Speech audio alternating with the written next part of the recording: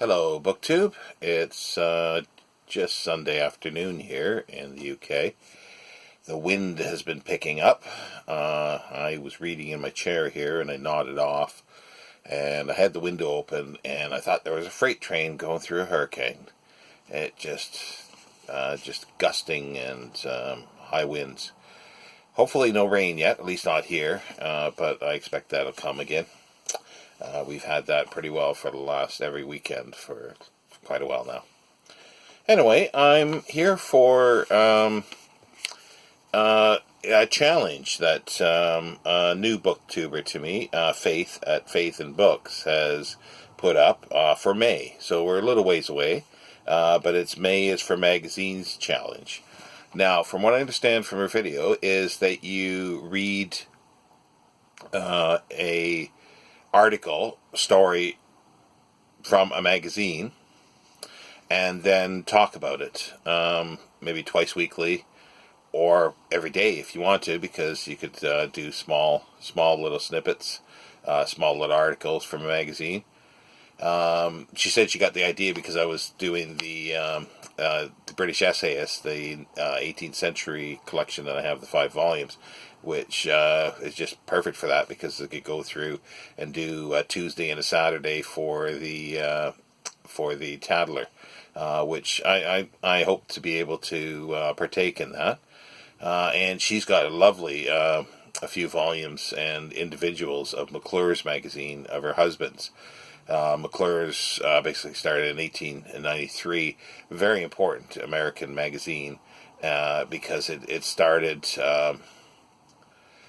sort of journalism for, investigative, looking in, muckraking, basically.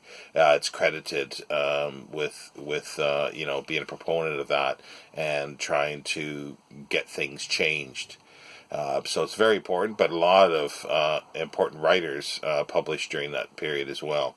There's many other magazines. I used to have quite a few North American ones. Now, being in UK, I've got UK magazines.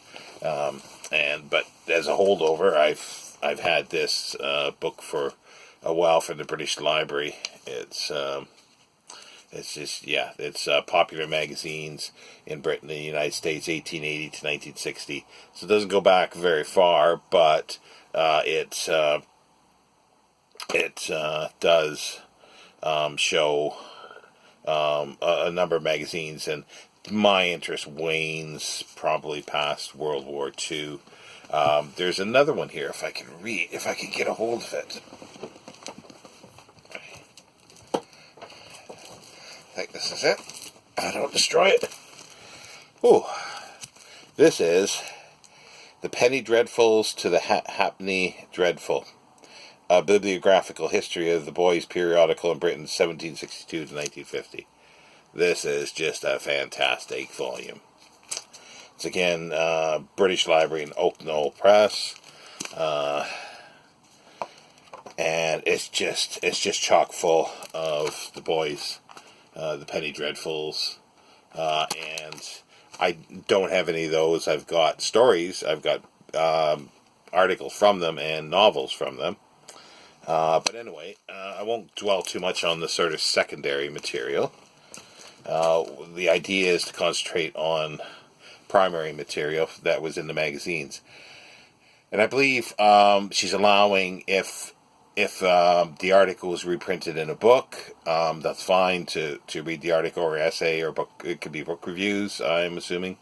But I've got, other than those 5 volumes with all the Tattler, the Mirror, the World, the Guardian, the Spectator, the Adventurer, the Idler, on and on and on. I've got other volumes of a few things that are sort of sometimes single volumes. This is the Temple Bar, Volume 1, 1861. It is just a magazine, a London magazine for town and country readers, conducted by George Augustus Sala, and this is Volume 1, March 1861. It was done at the Temple office of the Temple Bar, 122 Fleet Street, Warden Lock, and it's got just all sorts of articles. The Travels in country of Middlesex, notes on circumstantial evidence, soldiers and volunteers, the houseless poor, an article on light, how light will affect, or the laws of light and the right to having light. Yeah, it just goes through. It's how many issues are in here? I haven't actually picked it up to look at it for a while.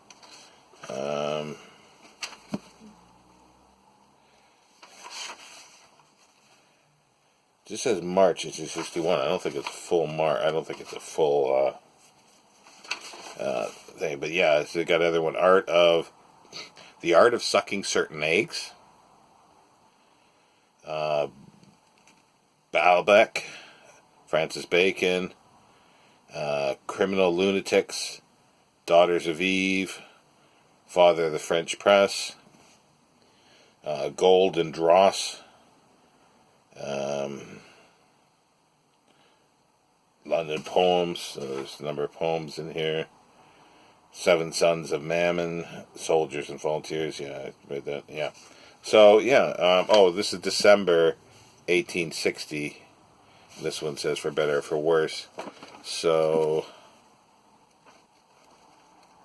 but it's got a little bit of everything. It looks a little more, I guess you would say, highbrow than a lot of them. And as I say, I don't know much about it. It's the only volume that I have. I also have another collection of individual volumes from the Gentleman's Magazine, and their collection of articles, and they're to do with bibliographical and books. So I will be pulling a few from those. They're just sort of in behind here. It was just a little too difficult to get a hold of.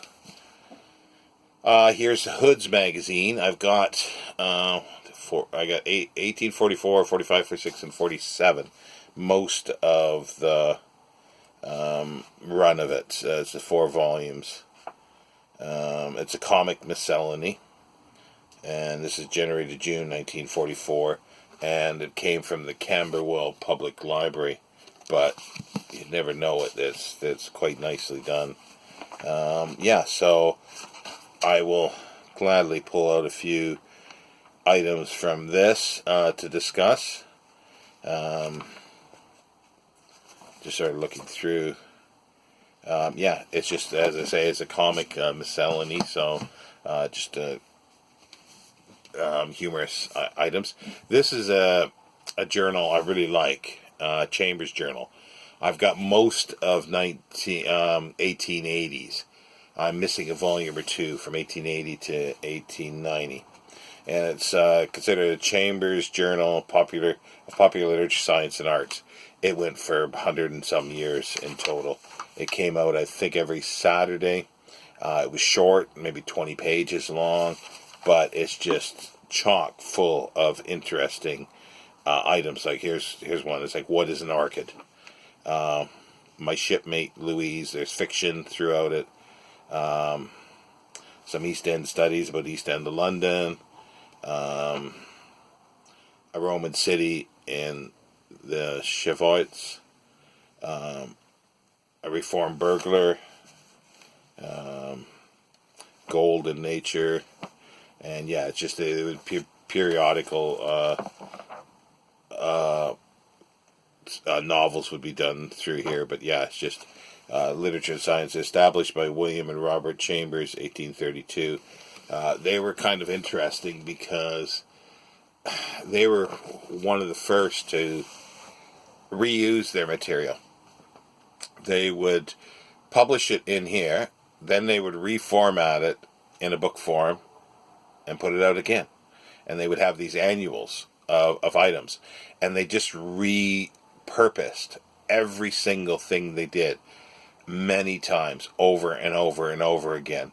So they just sort of flooded the market. And you think you're maybe buying something new, but it's just a new, different collection that was, maybe done a couple months ago. Part of what was in that, and one from a year ago or 2 years ago. And they just recycled over and over and over. And it's something that is very it's always done now, or it's been done, as far as I know, in the publishing world, that you just repurpose everything and just putting it in different places. And they were some of the beginnings of it. This one, I've got a bit of a run of this. I've got about 10 volumes of the Antiquarian magazine and Bibliographer.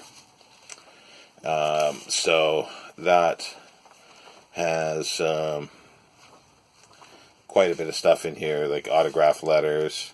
It's a magazine and bibliographical review, edited by Edward Walford. This is volume 10, July-December 1886. And I think that's the first one I've got. And I've got 1, 2, 3, 6, 7, 8, 9. Yeah, I got 10 volumes that are bound. The spines are very strange feeling. But yeah, I'm sure there'll be something of interest in here to pull out.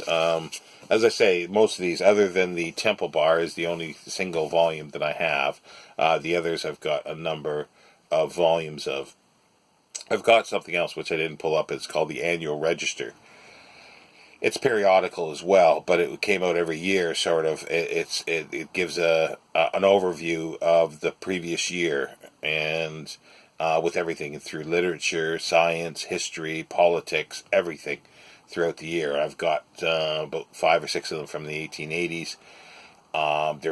They started in the 1700s. They might actually still be going, I believe. But it's just a compendium of what came the year before. So I'll link down below Faith's video regarding the challenge. And if anybody wants to see a little bit more about any of these bound magazine journals, then do shout out in the comments, and I'll gladly do a little video on any specific one there, because they are all sort of interest to me, and I always keep an eye out for more of them. And I don't have too many, but I'd love to have the McClure's that Faith has, because that is a very important magazine. And just, there's so many of the Edinburgh magazine, it just goes on and on. You could have a massive library of the periodic literature of the 18th and especially 19th centuries. But anyway, nice short video for May is for Magazines. So anybody interested, please get on board.